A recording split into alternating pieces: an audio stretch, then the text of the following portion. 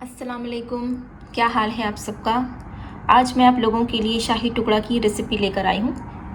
ये बहुत ही सिंपल और बस घर में जो भी अवेलेबल इंग्रेडिएंट्स हैं उसी से बनती है रेसिपी। अगर आपको पसंद आए तो प्लीज़ चैनल को सब्सक्राइब कीजिएगा और फ्रेंड्स एंड फैमिली के साथ इसे ज़रूर शेयर कीजिएगा और ट्राई करने के बाद उसका फ़ीडबैक जो है वो हमारे साथ ज़रूर शेयर कीजिएगा।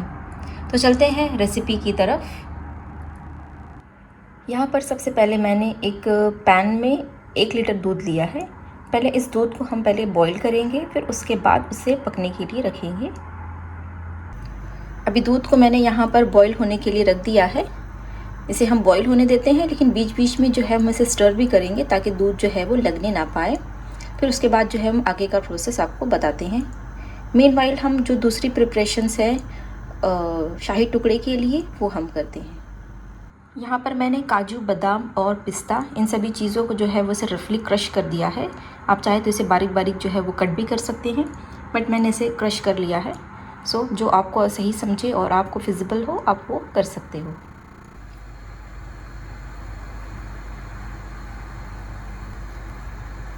देखिए दूध जो है वो बस अब बॉईल हो गया है। ये देखिए दूध जो है वो बॉईल आने के बाद अब सेटल हो गया है। अब इसे वापस से हम लोग जो है वो स्लो फ्लेम पे रखेंगे ताकि फ़ौरन के फ़ौरन वो से अगर हम बॉइलिंग पॉइंट के बाद उसको स्लो करते हैं ना, वो फ़ौरन जो है वो उबलने लग जाता है और बाहर गिरने लग जाता है। इसीलिए इसे थोड़ी देर के लिए सेटल होने देना चाहिए ताकि टेम्परेचर थोड़ा कूल डाउन हो जाए। जब आप इसे स्लो फ्लेम पे रखेंगे ना तो वो अपना स्लोली जो है वो पकते रहता है। फिर जब तक दूध पक रहा है तब तक हम जो है ब्रेड के स्लाइसेस को कट करके रेडी कर लेते हैं। यहाँ पर मैंने 6 स्लाइस ऑफ ब्रेड लिए हैं। इन्हें हम इसकी जो एजेस हैं हम इसे रिमूव कर देंगे और फिर से ट्रायंगल शेप में कट कर लेते हैं।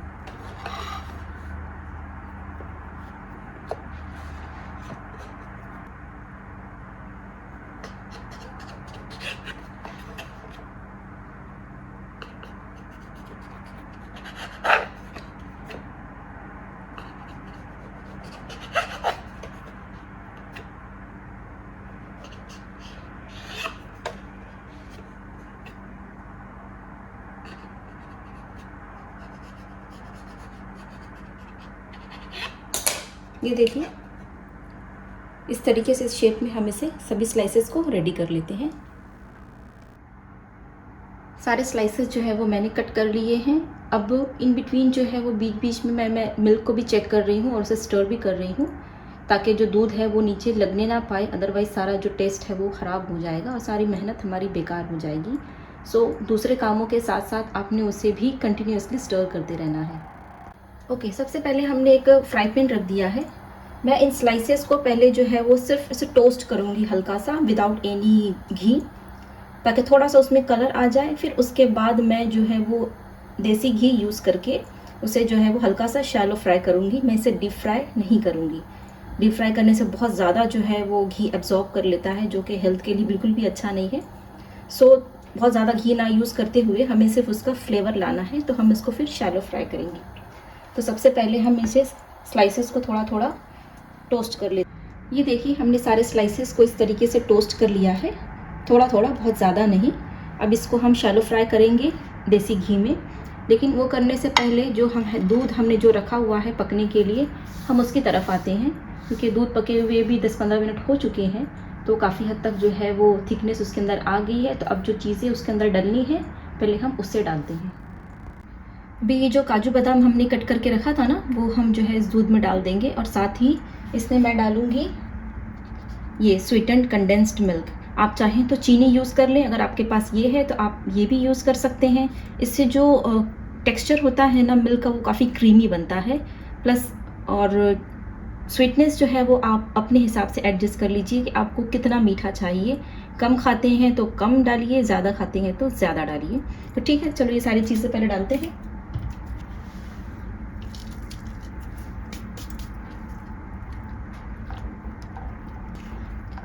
ड्राई फ्रूट्स को इसी के साथ पकाने में ना काफ़ी अच्छा जो टेक्सचर और फ्लेवर जो होता है ड्राई फ्रूट्स का वो हो जाता है। प्लस हम टॉप पर भी थोड़ा गार्निश करेंगे। साथ ही इसके अंदर मैं डाल रही हूँ ये कंडेंस्ड मिल्क।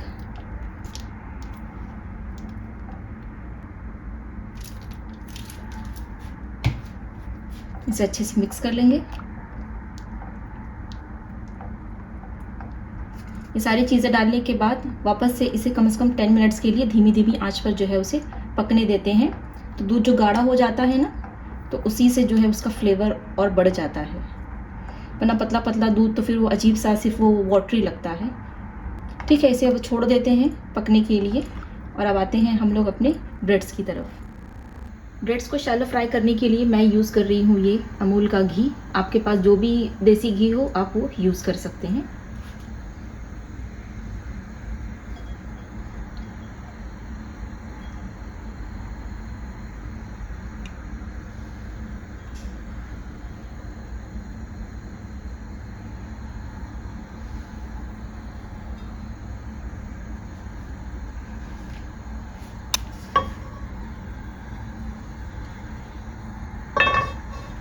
घी थोड़ा गर्म हो गया है, तब इसके अंदर हम ब्रेड के स्लाइसेस जो हैं वो डालेंगे।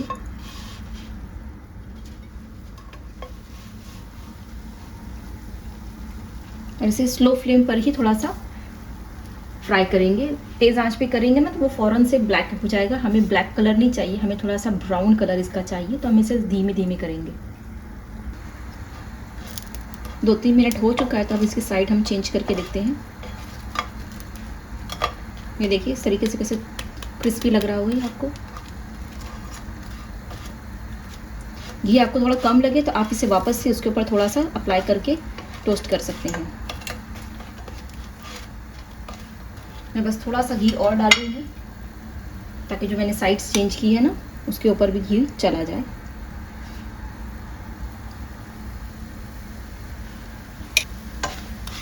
बस दूसरी तरफ से भी क्रिस्पी हो जाए, गोल्डन कलर आ जाए, बस आप इसे निकाल दीजिए। हमारे सारे ब्रेड्स जो हैं वो टोस्ट होके अब रेडी हैं, जिन्हें मैंने घी में शैलो फ्राई कर लिया। तब ये रेडी हैं, बस दूध का इंतज़ार हो रहा है कि दूध जो है वो अच्छे से पक जाए। कम से कम आपको आधा घंटा तो लगता है दूध को अच्छे तरीके से पकाने में, और वो कंसिस्टेंसी लाने में जो सही होती है, थोड़ा सा थिकनेस जो होना चाहिए वो तक आने में आधा घंटा तो आपको मिनिमम चाहिए ही, धीरे धीरे उसे पकने के लिए। सो मिलते हैं आपसे जब दूध अब हमारा रेडी हो जाएगा, तब हम मिलते हैं। दूध जो है वो अब रेडी हो गया है। ये देखिए दूध कहाँ हमने लिया था, जब हमने लिया था तब वो यहाँ तक था, और देखिए अभी कहाँ पहुँच गया है। तो इसी तरीके से हमें जो है वो दूध को देर तक पकाना पड़ेगा ताकि वो एटलीस्ट हाफ के करीब तो वो हो ही जाए और कंसिस्टेंसी जो है वो थोड़ी और गाढ़ी हो जाए। अगर आपको थोड़ा और गाढ़ा चाहिए तो आप इसे और भी ज़्यादा गाढ़ा कर सकते हो। सो अभी दूध को हम लोग थोड़ा सा कूल डाउन होने देते हैं, फ़ौरन की फ़ौरन हम इसे ब्रेड पर नहीं डालेंगे, अदरवाइज़ ब्रेड जो है वो बहुत ज़्यादा सॉगी हो जाएगी, जो हमें नहीं चाहिए। तो इसे थोड़ा सा कूल डाउन होने देते हैं 5 मिनट के लिए, फिर हम इसे ब्रेड पर जो है वो पोर करेंगे। सारी चीज़ें अब रेडी हैं, तो अब टाइम आता है सिर्फ उन्हें असेंबल करने का। सबसे पहले हम जो स्लाइसेस हैं उन्हें हम अरेंज करेंगे।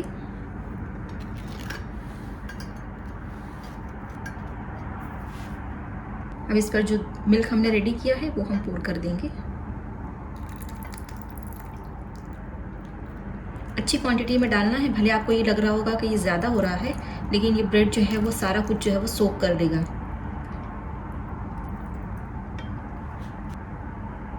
अब इसके ऊपर थोड़ा सा कटा हुआ ड्राई फ्रूट,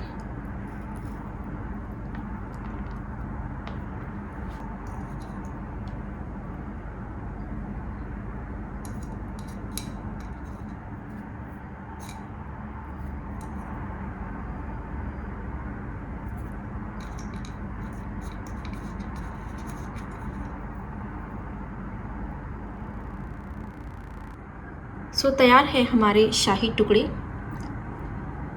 देखने में आपको ये बहुत ही सिंपल लग रहा होगा, लेकिन ये खाने में बहुत ही टेस्टी है। मिल्क का कलर आप चेंज कर सकते हैं अगर आप इसके अंदर जो है वो केसर या ज़ाफ़रान अगर डाल दे तो। मैंने सोचा कि मैं उन्हीं चीज़ों से बनाऊं जो चीज़ें घर में इजीली अवेलेबल होती हैं। अब सैफ़रन हर किसी के घर में हो ज़रूरी नहीं, सो फिर वो लोग परेशान हो जाएंगे कि ये हम चीज़ कहाँ से लाएं। सो बेटर है कि जो घर में इजीली अवेलेबल हो हम उन्हीं चीज़ों से जो है वो डिश को रेडी करें। मैं भी नॉर्मली बस इतना ही यूज़ करती हूँ, केसर मैं भी नहीं डालती हूँ।